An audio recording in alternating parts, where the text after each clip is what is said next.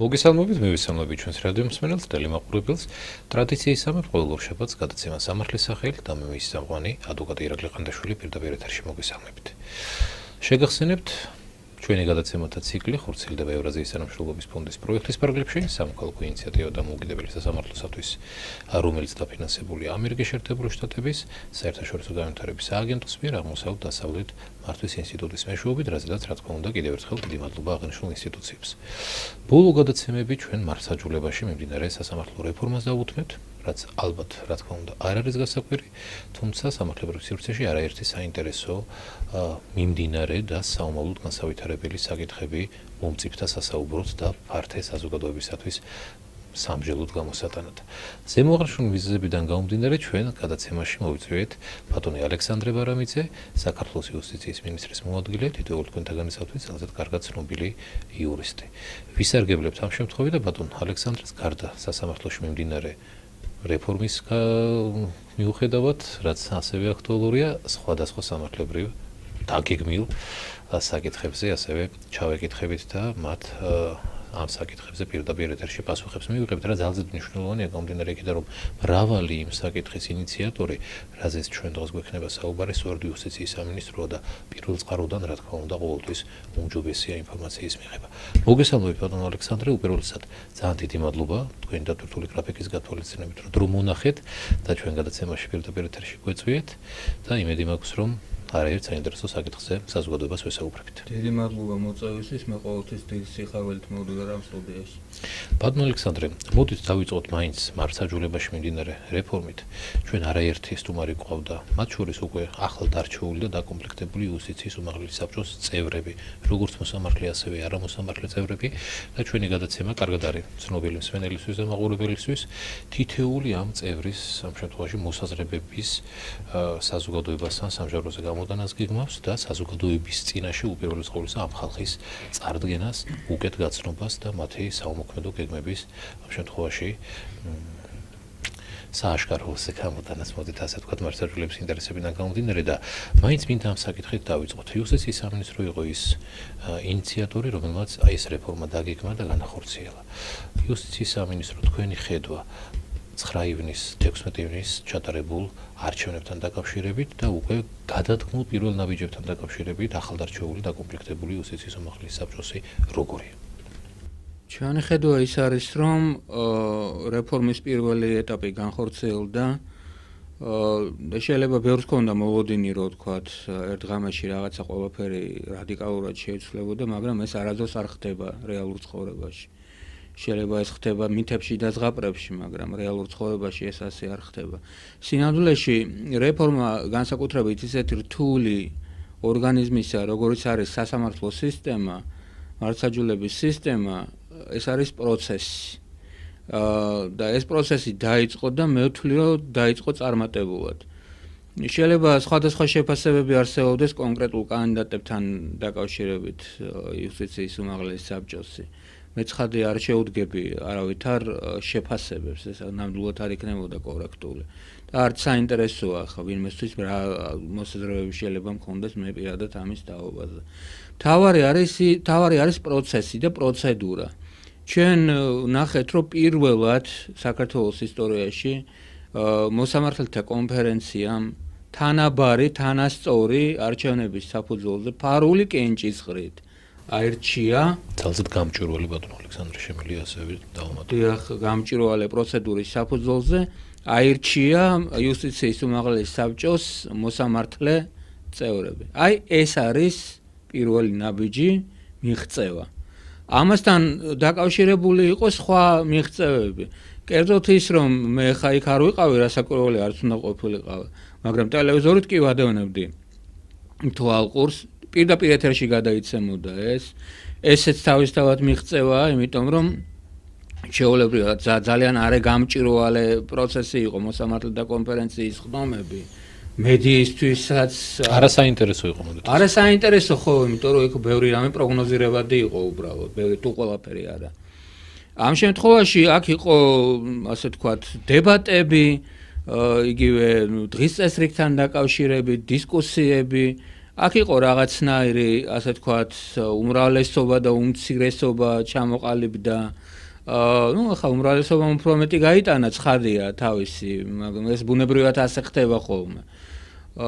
მაგრამ კიდევ ვიმეორებ, თვითონ პროცედურა, თვითონ ის ფაქტი, რომ არჩევნები იყო გამჭვირვალე, ის იყო ფარული და აირჩა ამ პროცედურის საფუძველზე აირჩნენ წევრები, განურჩევლად იმისა, ვის როგორი შეხედულებები შეიძლება კონდეს თითოეულ მათგანზე, თვითონ პროცედურა არის ძალზე მნიშვნელოვანი. ასევე ჩამოყალიბდა აშკარად გარკვეული ნაწილი მოსამართლეთა საზოგადოებაში, რომლებიც არ იზიარებენ, ასე ვთქვათ, წამყვან უმრავლესობის მოსაზრებებს ამა თუ იმ საკითხებზე. თუნდაც იმათ პოლიტიკას თუ შეიძლება საერთოდ ითქვას სიტყვა პოლიტიკა ამ ასე ვთქვათ, ამ ორგანიზმის მიმართ. ესეც ძალიან დიდი მიღწევაა. ეს იმას ნიშნავს, რომ არ იქნება ერთი გენერალური ხაზი, რომელსაც ყველა, ასე ვთქვათ, ბედნიერი ეთანხმება.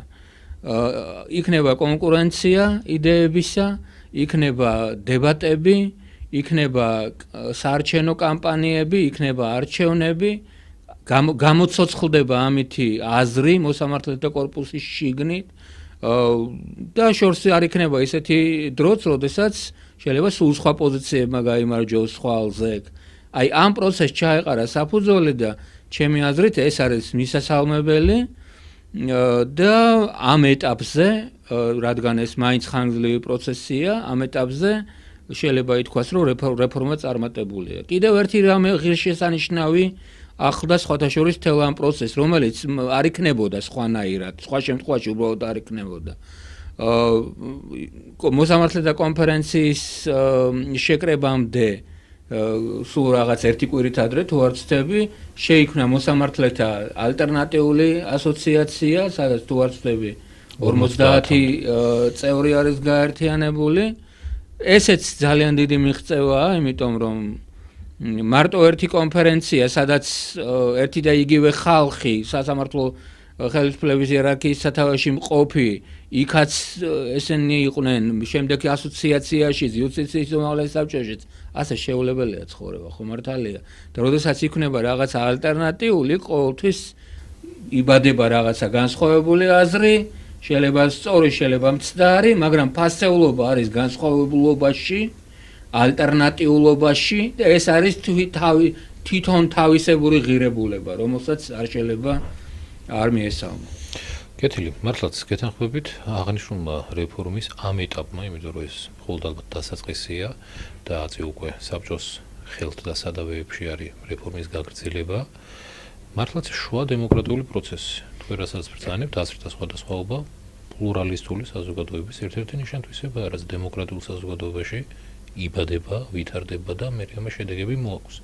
რა შედეგები ამას უკვე ყველა ერთად დროთა განმავლობაში რა თქმა უნდა ვნახავთ. ფაქტი ჯიუტია, ამ შემთხვევაში მართლაც სიახლე და ამ შემთხვევაში მრავალფეროვნება, მოდი ასე ვთქვათ, მართლმსაჯულების სისტემაში არის შემოტანილი. იმედი მაქვს, რომ ამით მხოლოდ საზოგადოება კმაყოფილი იქნება. თუმცა რა თქმა უნდა ამაზე დღეს ცოტა ნაადრევია საუბარი. დრო აჩვენებს ამ ყოველებას. კეთილი, ბატონო ალექსანდრე, ჩვენ რომ არ მოვშორდეთ მართლმსაჯულების თემას და პირველი ბლოკი მაინც სასამართლოს გარშემო ვისაუბროთ, ორ საკითხზე მინდა თქვენი მოსაზრების გაშღერება. ამ საკითხს ჩვენ გადაცემაში, მათ შორის იუსტიციის უმაღლეს საბჭოს წევრებსაც ვეკითხებით და მინდა მოიხსენება ჩვენს მსმენელს, ჩვენს მაყურებელს, მოსამართლე და არამოსამართლე წევრების მოსაზრება, პოზიცია აღნიშნულთან დაკავშირებით განსხვავებულია.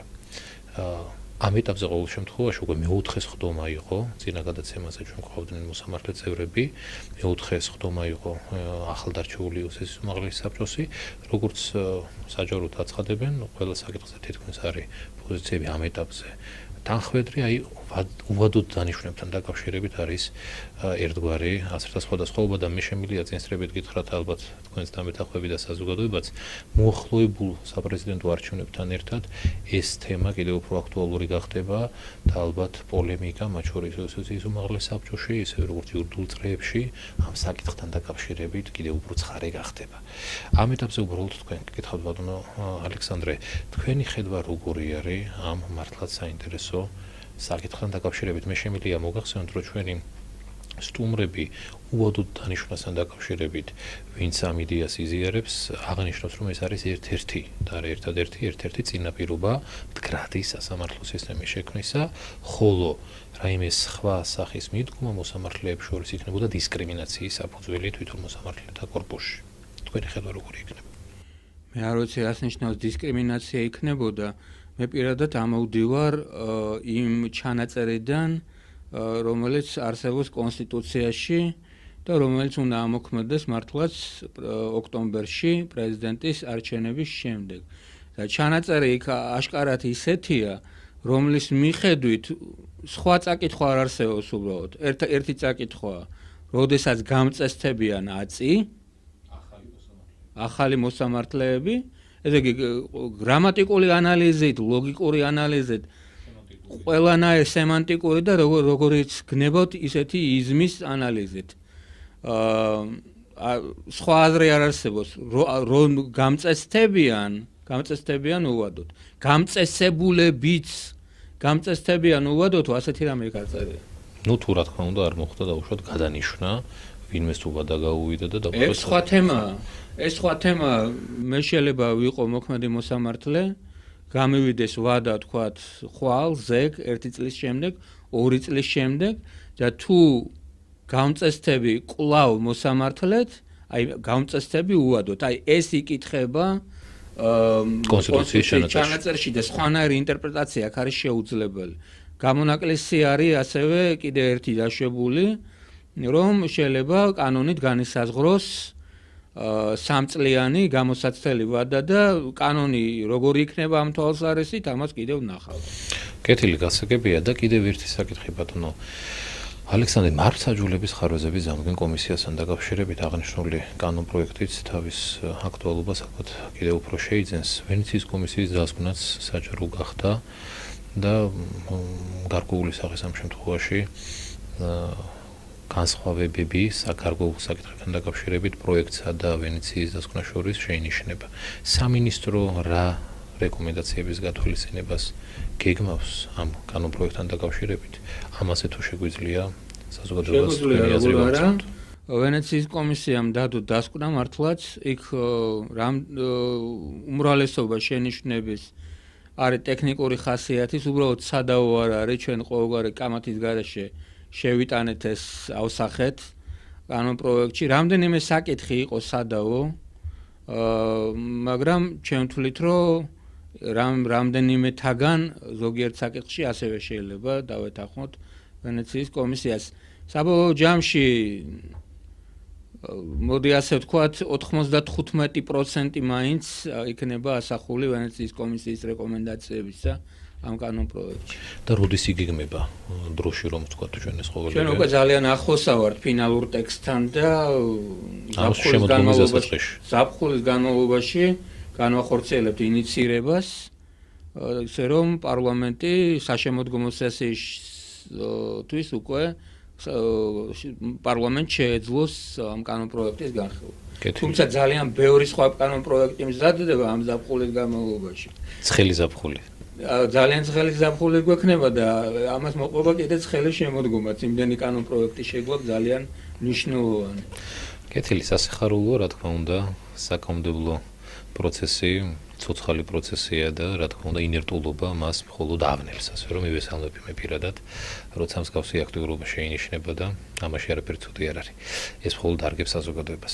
ეს გახლავთ გადაცემა სამართლის სახელით, მე მის სამყარო ადვოკატი ირაკლი ყანდაშვილი. დღეს ჩვენთან სტუმრად ბრძანდება ბატონი ალექსანდრე ბარამიძე, ჩვენ 2 წუთით სარეკლამო ჯრაზე გავდივართ, მალე დაგიბრუნდებით. მოგესალმებით, გადაცემა სამართლის სახელით და მის სამყარო ადვოკატი ირაკლი ყანდაშვილი დაბრუნდით პირდაპირ ეთერში.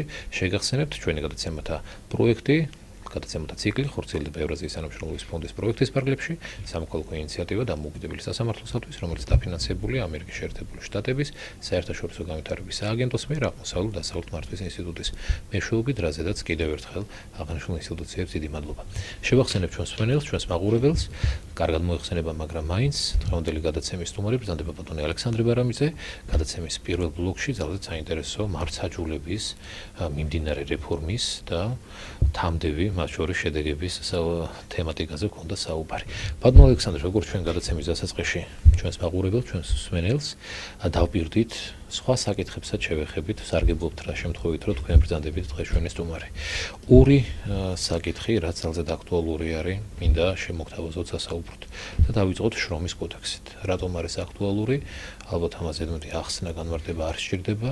თითოეული ჩვენთაგანი, რომელიც პრეტენზიას ვაცხადებთ, რომ ვიარსებოთ ამ ქვეყანაში ისე როგორც ნებისმიერ პიროვნებამ იცხოვროს, მას სჭირდება შემოსავალი. შემოსავლისათვის მას სჭირდება კანონიერი ამ შემთხვევაში შემოსავლის წყარო, რაც რა თქმა უნდა დასაქმების გზაზე გადის. ალბათ გასაგებია ეს რა თქმა უნდა იუმორით, თუმცა მართლაც თითოეულ ჩვენთაგან შრომის სამართლებრივი საკითხების მნიშვნელობა კარგად უნდა გვესმოდეს, იმიტომ რომ ჩვენ თავად ვართ ამ სამართლებრივი ურთიერთობების აქტორები, მონაწილეები და თუ ჩვენ არ გვაქვს ნორმალური ამ შემთხვევაში შრომის სამართლებრივი ურთიერთობის მოწესრიგებელი აქტი კანონის სახით, თითოეული ჩვენთაგანის უფლება დიდი ალბათობით შეიძლება ითქვას, რომ კითხვის ნიშნის ქვეშ დგას, რამდენად არის დაცული. ბატონო ალექსანდრე, იუსტიციის სამინისტროს მიერ შემუშავებული კანონ პროექტი იყო, მან რამდენჯერმე განიცადა ერთგვარი ტრანსფორმირება, საბოლოო სახით იგი უკვე დამტკიცებული არის.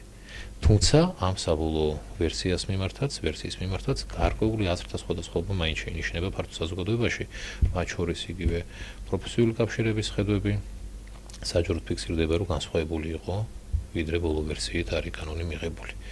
რას გვეტყვით, ბატონო ალექსანდრე, ეს ის კოდექსია, რამაც უნდა თითოეულ მოქალაქეს კმაყოფილება მოჰგვაროს, თუ რაიმის ცვლილება დამატებით იგეგმება და კერძოდ რისი? არა, ეს არის ის კოდექსი, რომელიც არის ფართო კომპრომისის შედეგი. შეიძლება პირველი ვარიანტი საზოგადოების ერთ ნაწილს უფრო მოსწონდა, მეორე ნაწილს უფრო არ მოსწონდა. თუმცა მედალს ორი მხარე აქვს და ყველას უნდა მოიწონოს. მედალს ორივე მხარე აქვს. შრომის კოდექსი ერთ-ერთია იმ კანონმდებლობათა შორის, რომელიც საზოგადოების დიდ ნაწილს ეხება, თუ ყველას არა. და რადგან ის ეხება ყველას, აქედან გამომდინარე, წინააღმდეგობებიც მის ირგვლივ შეიძლება იყოს უფრო ფართო და უფრო მრავალფეროვანი, ვიდრე ნებისმიერ სხვა ისეთ კანონ პროექტზე, რომელიც საზოგადოების უფრო შეზღუდული რაოდენობის ჯგუფებს. ანუ ამით იხსნის თქვენ საზოგადოების თუნდაც იგივე. რა თქმა უნდა, ყველას რადგან ეხება, რადგან ორი ასე თქვათ საწინააღმდეგო მხარე არსებობს, მარტივად რომ თქვათ დასაქმებული და დამსაქმებულები. მე შორსა ვარ რაღაც კლასობრივი თეორიებისგან და ნეომარქსიზმისგან და ან თუნდაც უმეტეს კლასიკური მარქსიზმისგან, საერთოდ ნებისმიერი ტიპის მარქსიზმისგან და არავით არა ანტაგონიზმს კლასებსა და თქვათ დამსაქმებულსა და დასაქმებულებს შორის არ ხედავ და ვერ ხედავ და ასე შემდეგ, მაგრამ ინტერესები ხა განსხვავებულია, მოდი ასე ვთქვათ. ერთ მხარეს უნდა რომ უფრო მეტი ასე ვთქვათ მოგება მიიღოს და ის ვთქვათ გაინაწილოს ჯერ რეინვესტირების სახით, თუნდაც ბიზნესის განვითარების სახით, ან ვთქვათ თუნდაც საკუთარი სამკუთხედო შემოსავლებში ასახოს უფრო გაზრდილი რაოდენობის მაჩვენებლები. ბუნებრივია თulis რომ ჩემი ბიზნესია და მე პირველ რიგში უფრო კარგად უნდა ვიყო. ან ჩემი ბიზნესი უნდა უფრო კარგად გაპარტოვდეს. მაგრამ მეორე მხარესაც არიან ადამიანები, რომლებსაც ასევე უნდათ უფრო მეტი შემოსავლები. თქვათ, ერთი ფეხსაცმელი თუ უყიდა ბავშვს, შეიძლება მეორე ფეხსაცმელიც უნდა ბავშვს. ან მეორე ბავშვი შეიძლება ყავდეს იმ ადამიანს და აქედან გამომდინარე, იმასაც მეტი შემოსავალი უნდა. ანუ ფაქტია, რომ სადაც არსებობს დამსაქმებელი და დასაქმებული, ყოველთვის იქნება ზოგან ცივილიზებულად, ზოგან შესაძლოა არაცივილიზებულად, მაგრამ ყოველთვის იქნება ერთი და იგივე ტიპის უთანხმოება. რომ მე არ მინდა გადაგიხადო უფრო ცოტა და შენ გინდა გადაგიხადონ უფრო მეტი. აი ეს პრინციპული სხვაობა ყოველთვის არსებობს დასაქმებულსა და დამსაქმებულს შორის. ამის ირგვლივ ვითარდება სხვა ფაქტორები უკვე ურთიერთობების. იქ უფრო მეტი დასვენება მინდა, ან ნაკლები დასვენება მინდა, უკეთესი პირობები მინდა, ან ნაკლები შემიძლია რომ მოგცე და აქედან გამომდინარე ყველა შედეგები. ანუ კიდევ ვიმეორებ, ჩვენ ხშირად ამ მიმდინარე თვეები, გავლენილი თვეების განმავლობაში, რაც ჭრომის კოდექსი განიხილებოდა ფართო ესე იგი საზოგადოებრივ სამსჯავროზე, ხშირად აქა-იქ ისმოდა ხმები ჩვენს მიმართ, რომ ერთ სიტყვით ჩვენ დამსაქმებლებს წარმოვაჩენთ როგორც ასე ვთქვათ, მხეცებს, როგორც უსულგულო ადამიანებს, რომელთა ერთ-ერთი მიზანი არის როგორმე დაჩაგრონ დასაქმებულები, არავითარ უსულდგმულობაზე, არავითარ მხეცობაზე აქ ლაპარაკი არ არის. აქ არის პრინციპული განსხვავება იმის ირგვლივ, რაზეც უკვე მოგახსენეთ. აქედან გამომდინარე, რადგან არსებობს ასეთი წინააღმდეგობა სავსებით ბუნებრივი, შესაბამისად რაღაცნაირი უნდა გამოიძებნოს რაღაცნაირი ბალანსი ამ დაპირისპირებულ ინტერესებს შორის. უწინდელი კოდექსი იყო საერთოდ დაუბალანსებელი, ის უბრალოდ ცალკარში თამაშს დგავდა, სადაც მუდმივად თავდასხმელი იყო დამსაქმებელი და დასაქმებული ყოველთვის იყო რაღაცა კედელთან მიყენებულის მდგომარეობაში. დამსაქმებელს შეიძლება ნებისმიერ დროს გაეშვა დასაქმებული სამსახურიდან ყოველგვარი ახსნა განმარტების გარეშე, შეიძლება უბრალოდ არამოტივირებული რაღაცნაირი არაადეკვატური ახირების გამო ესეც სავსებით შესაძლებელი იყო, მას უბრალოდ არ ქონდა არავითარი ვალდებულება, რომ დაესაბუთებინა რატომ უშვებს ადამიანს სამსახურიდან. აღნიშნულთან დაკავშირებით ჩაგეკითხებით ბატონო სანდრო, მე მახსოვს სანამ კოდექსში, ანუ ახალი რედაქცია მოდი ასე ვთქვათ, მასში ცვლილებები უფრო სწორედ რომ უთხრათ საზოგადოებას გატარდებოდა, თქვენ ჩვენთან სტუმრად ბრძანდებოდით და ეს მართლაც მნიშვნელოვანი საკითხი გათავისუფლებებთან დაკავშირებული, რომელიც მე როგორც იურისტმა და მე როგორც ადვოკატმა შემიძლია ცალსაღად აგიდასუროთ, რომ არ იყო ბალანსი დაცული უფლებრივ ნაწილში, შეიცვალა პროექტისაგან და საბოლოო სახით უკვე რა ფორმითაც ჩამოყალიბდა. მოდით თქვენ უთხარით საზოგადოებას, გათავისუფლების წინაპირობები რა არის, რამდენი დღით ადრე უნდა იქნეს ინფორმირებული, ვისი ინიციატივით როდის და კომპენსაციის საკითხი როგორ მოწესრიგდა უკვე იმ ვერსიაში, რა ვერსიაც უკვე დღეს კანონი არის. პირველ რიგში მინდა აღვნიშნო ის, რომ გათავისუფლების საფუძვლები არ შეცვლილია. საფუძვლები არ. კომპენსაციის ეს როგორც იყო თავდაპირველი კანონპროექტი, ისევე იქნა ის მიღებული კანონი. კომპენსაცია სხვა თემაა. ადრე იყო ასეთი პრინციპი, რომ ერთი თვით ადრე არა მაპატიეთ, ესე იგი, გათავისუფლება შეეძლო გაფრთხილების გარეშე, შემდეგ შემოვიდა გაფრთხილების ინსტიტუტი, ერთი თვით ადრე გაფრთხილების ინსტიტუტი, იმ პირობით, რომ ერთი თვის კომპენსაცია უნდა მისცემოდა დასაქმებულს, არც უკვე ყოფილ დასაქმებულს. ახლა ამ პრინციპს დაემატა მეორე ფაკულტატური, მოდი ასე ვთქვათ, არჩევითი, არასავალდებულო პრინციპი, რომელიც შეიძლება, კი, კანონით გაწერილი, რომ დამსაქმებულს შეუძლია 3 დღით ადრე გააფრთხილოს. მაგრამ ასეთ შემთხვევაში 2 თვის ანაზღაურება გადაუხადოს და ეს შეიძლება სხვადასხვა ყველაზე ხშირად გამოიყენებოდეს, იმიტომ რომ ეს შესაძლოა, ამან შესაძლოა მოაწყოს სწორედ ორივე მხარე. კი ბატონო, ანუ საზოგადოებისათვის რომ კიდევ უფრო ცალსახად ჩვენ ეს საკითხი გავიმეოროთ, საზოგადოება მოსამართლე არ გასულდეს, რომ დღის მდგომარეობით იმ შემთხვევაში თუ თქვენს მიმართ გათავისუფლების ამ შემთხვევაში საჭიროება დაუდგება დამსაქმებელს, ვალდებულება აქვს გაგაფრთხილოთ ერთი გადავფრთხილოთ ერთი თვით ადრე და ამ შემთხვევაში კომპენსაციაზე საუბარი ერთი თვის, იმ შემთხვევაში თუ ცოტა უფრო დაჩქარებული ტემპით უნდა თქვენი გათავისუფლება და გათავისუფლების შესახებ გაცნო 3 დღით ადრე, თქვენ გარანტირებული 2 თვის კომპენსაცია მინიმუმ უნდა მიიღოთ. კეთილი. ბატონო სანდრო, ზეგანაკეთურ სამუშაოს ანაზღაურებასთან დაკავშირებით, რაც ასევე მე უშვებაში მგონია, რომ მნიშვნელოვანი საკითხი არის, იმიტომ რომ თუ გავითვალისწინებთ შრომით პროცესს, მათ შორის საქართველოში და ალბათ სხვა ქვეყნებშიც, ყველგან ზეგანაკეთურად შრომობთ და თამდები შედეგი ის რომ ეს განაკუთვნილად შრომობ ნამდვილად შეგვიძლია დავარწმუნო ყველა. შეიძლება მეპარება პირადად თუმცა რაც ხადი არც ვითხოვ რაიმე განაკუთვნილ ანაზღაურებას და არც არავინ მიხდის სხვადასხვა, მაგრამ კიდევ მეორე არ ვითხოვ.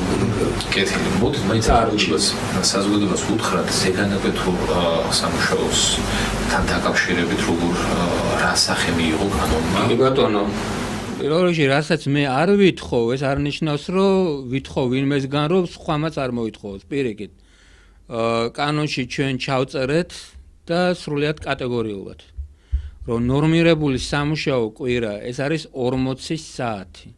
განსხვავებით ადრე არსებული 41 საათის. ხო, განსხვავებით ადრე არსებული 41 საათის, რაც რაღაცნაირი რუდიმენტი იყო საბჭოთა რაღაცა მიდგომის. მე მკვიდრი ვიყავს. ხო. თუმცა სიახლე უკვე მიღებულ კანონის ტექსტში ის არის, რომ გარკვეული სახის სამუშაოებზე სპეციფიკური რომლის ჩამონათვალსაც ასე ვთქვათ მოგცემს მთავრობა 3 თვის ვადაში იქ არის ნორმირებული სამუშაო კვირა 48 საათი. ეხლა ამის ზევით რა ხდება? ამის ზევით კატეგორიულად წერია, რომ ნებისმიერი ნამუშევარი წუთი არის ანაზღაურებადი ზეგანაკვეთური წესით, ანუ ჩვეულებრივი ნორმალურ სახელფასო განაკვეთზე უფრო მომეტებული რაოდენობით. აბსოლუტურად სავალდებულოა. თუ კი არის სიტყვაზე თქვენი ხელფასი ისეთი, რომ რო გაყოთ თქვენი ხელფასის რაოდენობა თვეში სამუშაო დღეების და საათების რაოდენობაზე და მიიღოთ საბოლოო ჯამში X თანხა, რასაც თქვენ იღებთ საათობრივად, ზეგანაკვეთური ნიშნავს, რომ 40 საათზე მეტ შემთხვევაში X+. ხა ეს X+1 იქნება, X+2 იქნება, X+100 იქნება თუ 0.1 იქნება, ეს უკვე მხარეების შესათანხმებელი იქნება. მაგრამ სავალდებულო არის ის, რომ ეს არის X+. აი მაგ საკითხს კიდევ ერთ კითხვას მოვაყოლებ და ამით შრომის სამართლის საკითხები ამხვროთ ჩვენ ერთმანეთს და შრომის საკითხი დაგვრჩა. დაუშვოთ და X+ რაღაც არის არაგონიურად მცირე. თუმცა რა თქმა უნდა X-ზე მეტი. აი ამისი რეგულირების მექანიზმზე ამ ეტაპზე კანონი არ ამბობს. ამის რეგულირების მექანიზმზე კანონი ამბობს უამრავს. ამბობს დავების მოგვარების ახლებურ წესებს, მათ შორის ინდივიდუალური შრომითი დავები, მათ შორის კოლექტიური შრომითი დავები. თქვენ მიგაჩნიათ სიტყვაზე, რომ X+0.1 თუ რაღაცა არის არაგონიურად ცოტა, თქვათ. თქვენ ასე მიგაჩნიათ. თქვენ დამსაქმებელს მიაჩნია, რომ პრინციპში ეს ჯერთი სიტყვაზე ბჭყალებში ან მეც არ იმსახურებ ერთი. მეორე უფრო ცივილიზებული და უფრო გონიერიც გეტყვის, რომ მე სიამოვნებით გადაგიხდები უფრო მეც, მაგრამ უბრალოდ არ შემიძლია. რასაც მაძლევს საშუალებას ჩემი შემოსავლები, ჩემი ბიზნესი, გიხდი იმას, უფრო მეტი მე უბრალოდ არ შემიძლია. ასეთ შემთხვევაში იწყება დავა სავარაუდოდ. თქვენ შეიძლება დაждდეთ აირჩიოთ დავის მოგვარების ინდივიდუალური წესი და ერთი ერთზე დამეჯდეთ მოსალაპარაკებლად. შეიძლება ასეც მოხდეს. მაგრამ შეიძლება გაუერთიანდეთ სხვებს, რომლებსაც შესაძლოა ანალოგიურად არ აწყობდეთ ეს 0.1 და უნდათ 0.2 ან თქვათ 0.1 გამრავლებული 10-ზე და რომელიც იქნება უკვე 1, ხო? არ ვიცი. თქვენ თუ აირჩევთ ამას, მაშინ მე თქვენ უფრო ძლიერნი იქნებით ჩემს წინააღმდეგ და ამის საშუალებებს ფართო შესაძლებლობებს იძლევა ეს ახალი კანონი. ანუ ახალმა კანონმა ყველაც თითოეული ცალკეული შემთხვევა კი არ დაარეგულირება, ვერც დაარეგულირებდა. კანონი არის წევის, ასე ვთქვათ, ზოგადი წესი. მან მისცა შესაძლებლობა მხარეებს, რომ ახლებურად გაიაზრონ ის ურთიერთობები, რომლებიც მათ ჰქონდათ აქამდე. დისკრიმინაცია ყოველს კარგად მომცემება რა არის, ეს არ არის მათ შორის ისეთი ცნება, რასაც ქართული კანონმდებლობა არ იცნობს და ეს რასაც ახალ კანონის სახე უნდა მიეცეს, რა ფორმით დისკრიმინაციის აღდგენას ეხება, რა იქნება ის პროცედურა, რის მიხედვითაც უნდა დისკრიმინაციის ფაქტები გამოვლინდეს, ეს მეტად მნიშვნელოვანია რომ გამოვლინდეს, იმიტომ რომ საქართველოში დისკრიმინაცია არის სხვადასხვა მიმართულების, თუმცა არ არის ხოლმე ხშირად გამოვლენის საშუალება. არც გამოვლენი პირები არ ჩანან. ამას თუ არ რეგულირებს კანონი და ალბათ იმითი დავიწყოთ, რომ ამ განაპირობა საერთოდ ამ კანონის შექმნაზე სამინისტროს ჩაფიქრება და შემდგომ უკვე ნაბიჯები გადადგა. რამ გამოიწვია რამდენიმე ფაქტორმა ერთი არის საგარეო საგარეო ფაქტორი მდგომარეობს იმაში რომ მიმდინარე წლის თებერვალში ევროკავშირმა დაამტკიცა ეგრეთ წოდებული ვიზა ლიბერალიზაციის სამოქმედო გეგმა რაც ნიშნავს იმას რომ ევროკავშირმა მოგთხოვა რომ აი თქვა შეასრულეთ ეს პირობები და როცა შეასრულებთ, მაშინ საქართველოს მიიღებს უფრო ლიბერალურ სავიზო რეჟიმს ევროკავშირთან. საბოლოო ჯამში საქართველოს მოქალაქეები მიიღებენ ამ ლიბერალურ სავიზო რეჟიმს ევროკავშირთან. ერთ-ერთი ამ სამოქმედო გეგმაში გახლავთ სწორედ დისკრიმინაციის საწინააღმდეგო კანონის მიღება. მეორე ფაქტორი გახლავთ ის, რომ როგორც თქვენ აღნიშნეთ, საქართველოში სხვადასხვა ფორმის დისკრიმინაცია არსებობს. დაწყებული მაგალითად შეზღუდული შესაძლებლობების მქონე პირების თემა.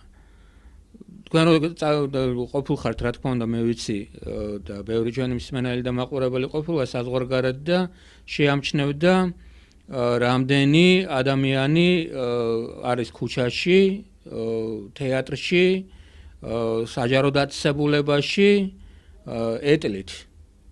ხო? რატომ იქ უფრო მეტი არიან შეზღუდული შესაძლებლობები მქონე პირები?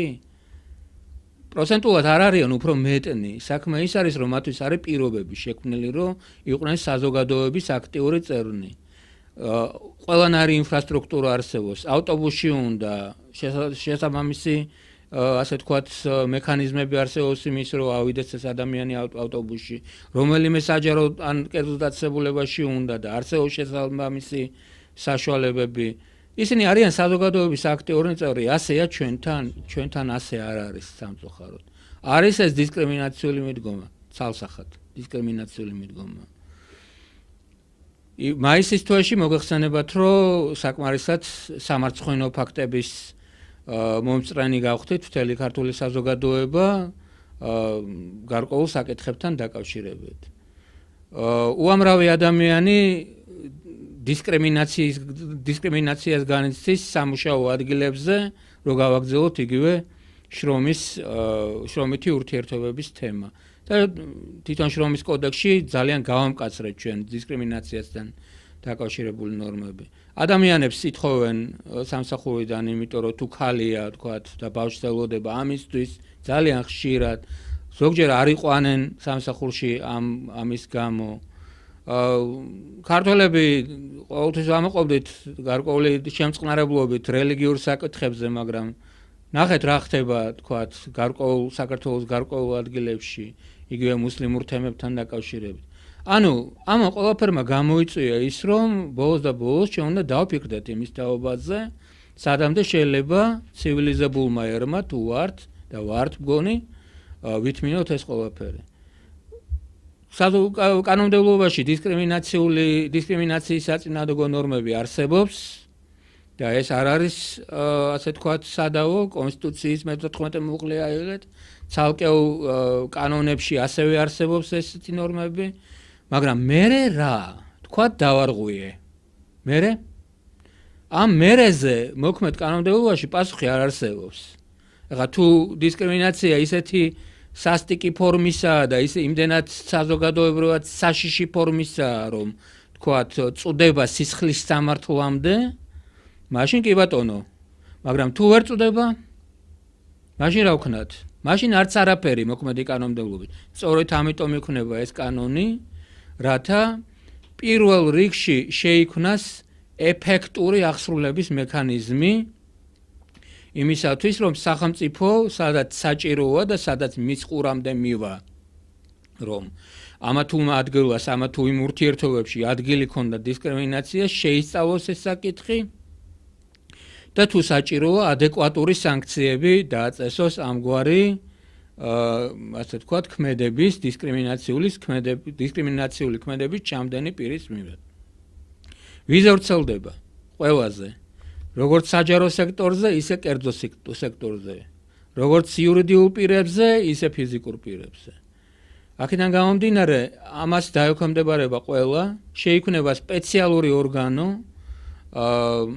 თანასწორობის დაცვის ინსპექტორი, სადაც შეიძლება, ვისთანაც შეიძლება საჩივარი შეიტანოს ნებისმიერ პირს, რომელიც ჩთulis რომ დისკრიმინაციის მსხვერპლი გახდა, ამას შეისწავლის ინსპექტორი მართლა გახდა თუ არა მსხვერპლი, თუ გახდა, მას შეუძლია დააწესოს სანქციები, მათ შორის ჯარიმები, რომლებიც აღსრულებას ექვემდებარება. კეთილი, დიდი მადლობა სანდრო, ჩვენ გადაცემის დასასრულს მივუახლოვდით, თუმცა თემა ძალიან აქტუალურია და ალბათ როცა უკვე კანონ პროექტის ინიცირებაც მოხდება და კიდევ უფრო ალბათ სახეცვლილებას მიიღებს ეს ტექსტი, ჩვენ აუცილებლად ამ თემაზე თქვენ პოდკასტ გადაცემაში ემიდა შევახსენოთ ჩვენს მეგობრებს, ეს გახლავთ გადაცემა სამართლის სახით, ამის სამყარო ადვოკატი ირაკლი ყანდაშვილი და დღეს ჩვენთან სულ სანდებოდა ბატონი ალექსანდრე ბარამიძე, საქართველოს იუსტიციის მინისტრის მოადგილე. კიდევ ერთხელ დიდი მადლობა, მართლაც მრავალფეროვანი საკითხების დაკვირვებისათვის გადაცემაში. ხოლმე ერთ-ერთი მშვიდობით, ბედნიერთ.